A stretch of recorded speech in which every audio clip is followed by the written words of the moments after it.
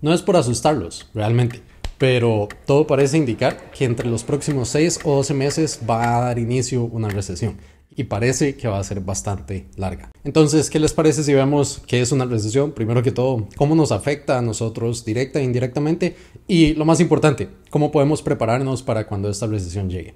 Entonces, primero lo primero, ¿qué es una recesión?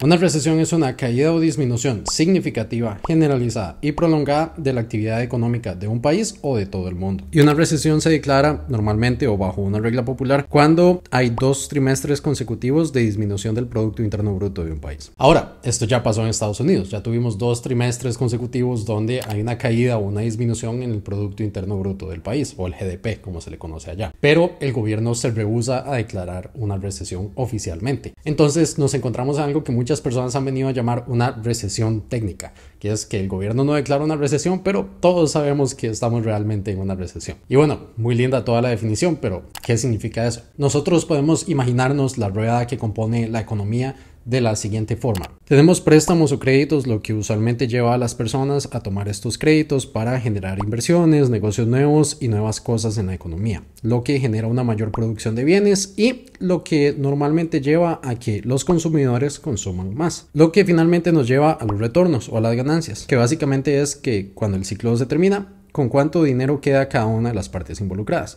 las entidades bancarias que ofrecen los préstamos, los productores o inversores que ofrecen los productos y la economía del país, que es donde el dinero da vueltas. Ahora, en una economía creciente o que se mantiene produciendo y el dinero siempre está dando vueltas, la rueda funciona sumamente bien. Primero que todo, acceder a créditos o préstamos en tiempo de crecimiento económico es fácil, porque las tasas de interés son bajas y hay confianza en la economía, lo que lleva a que negocios existentes y nuevos negocios tengan acceso a estos créditos y puedan utilizarlos para mejorar. Como consecuencia de que haya más acceso a créditos y que las tasas de interés sean bajas, estos negocios pueden generar o producir más de sus productos.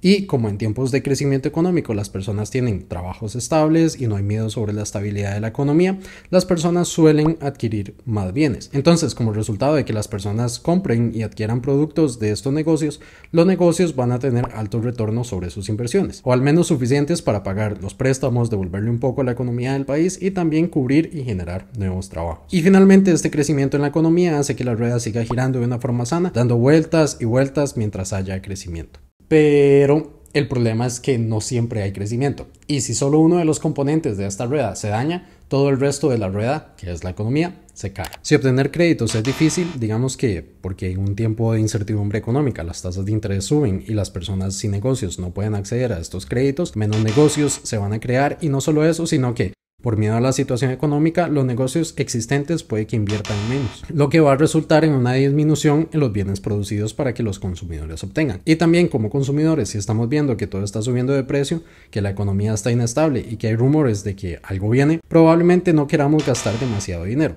Y ahora, aquí hay una observación importante que hacer, porque en una economía que viene en caída, normalmente todo va subiendo de precio, sean cosas esenciales o sean cosas adicionales. Pero si yo como consumidor estoy viendo que todo está subiendo de precio y tengo que pagar más alquiler, tengo que pagar más sobre mi préstamo de la casa, por ejemplo, tengo que pagar más en la comida, tengo que pagar más en las cosas esenciales, entonces probablemente voy a pausar mis compras que son adicionales. Yo no voy a ir y comprarme un iPhone nuevo si veo que tengo que pagar más y más cada mes. Entonces por esto es que se pausa el consumo. Y producto de esta reducción en ventas, los negocios van a generar mucho menos dinero.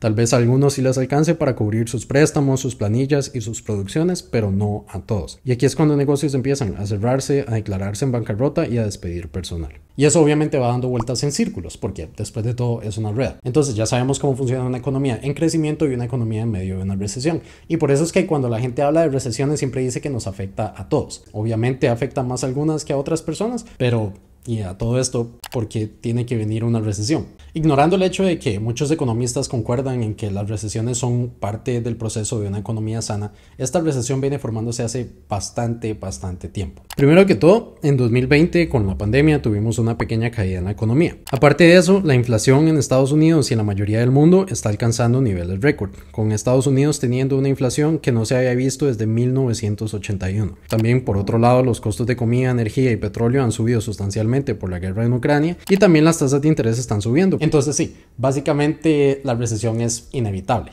Entonces, la pregunta del millón: ¿qué podemos hacer para prepararnos ante una recesión? Bueno, primero que todo, es importante recordar que las recesiones son periodos, por definición. Eso nos dice dos cosas: que no son eternas, pero implica también que pueden ser bastante largas. Por ejemplo, la Gran Depresión duró 10 años. Entonces es un poco complicado porque nadie sabe exactamente cuánto va a durar una recesión. Entonces, aquí hay 5 recomendaciones muy puntuales. Primero que todo, si les es posible, pospongan compras grandes. Esto incluye 2 cosas normalmente: compras de casa y compras de autos. Recordemos que, como lo vimos en el rueda de la economía, parte de las medidas ante una recesión es la subida de las tasas de interés, lo que significa que comprar una casa o comprar un carro va a costar muchísimo más dinero pronto. Eso puede que no sea estrictamente malo si voy a comprar una casa, pero especialmente del lado de un carro, donde ya es una mala idea comprar un carro con un préstamo. Si voy a comprar un carro con un préstamo y los intereses altísimos, va a ser una pésima idea. Entonces, si están pensando en hacer alguna de estas compras bastante grandes y comprometer sus ingresos mes a mes, por ahorita espérense, analicen un poco y esperen las condiciones del mercado en lo que va a pasar en los próximos 6 meses o un año,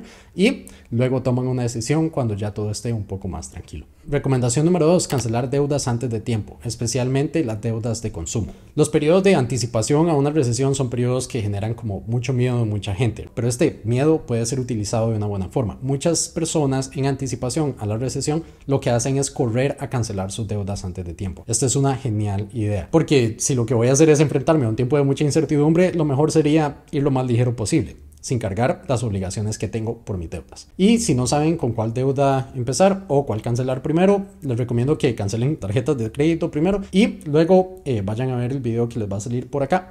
Allá hay mucha información sobre cómo salir de deudas lo más rápido posible. Número 3: ahorren todo lo posible para emergencias. Este es bastante obvio, pero siempre es importante recordarlo, porque si voy para un tiempo de incertidumbre financiera, algo que me serviría montones, aparte de ir sin deudas, es tener un buen ahorro para emergencias, para cubrirme en caso de algún despido o en caso de alguna eventualidad que aparezca en el camino. Y si no saben cuánto ahorrar para emergencias, entonces por aquí también tengo un video que habla todo sobre el fondo de emergencias: cuánto ahorrar, cómo calcularlo y en dónde poner. Recomendación número 4 para las personas que están invirtiendo. Primero que todo, si ustedes están invirtiendo, yo esperaría que no tengan deudas, especialmente deudas de consumo. Y número 2, que tengan un buen fondo de emergencias. Esa es la forma correcta para invertir. Si lo están haciendo así, sigan así y sigan invirtiendo. Es importante en estos tiempos de mucho miedo recordar que hay que separar las emociones de las inversiones, porque mi respuesta humana normal en estos momentos de caídas es pensar en mis inversiones: cuánto van mis acciones, en cuánto va mi fondo de inversión, si han caído, si han subido, qué tan rojo estoy. Pero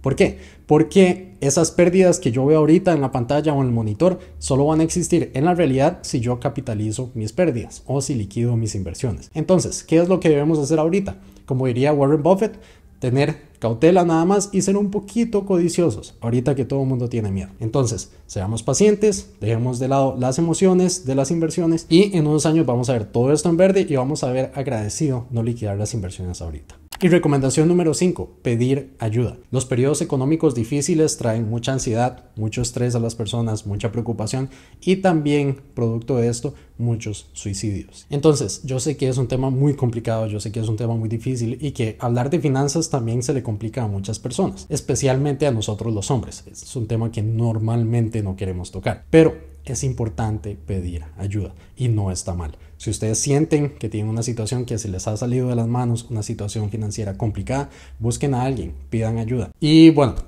fue un punto complicado para cerrar el video, pero siempre es importante recordarlo. Y ese fue el video de hoy. Espero que hayan aprendido alguna cosa o dos sobre las recesiones, por qué ocurren, por qué suceden así, cómo funcionan y especialmente que le saquen provecho a las recomendaciones y que recuerden, vamos para un tiempo complicado y hay que ir sin miedo, pero hay que ir prevenidos. Y es muy importante ahorita salir de deudas y ahorrar para emergencias. Y de parte mía, nos vemos pronto.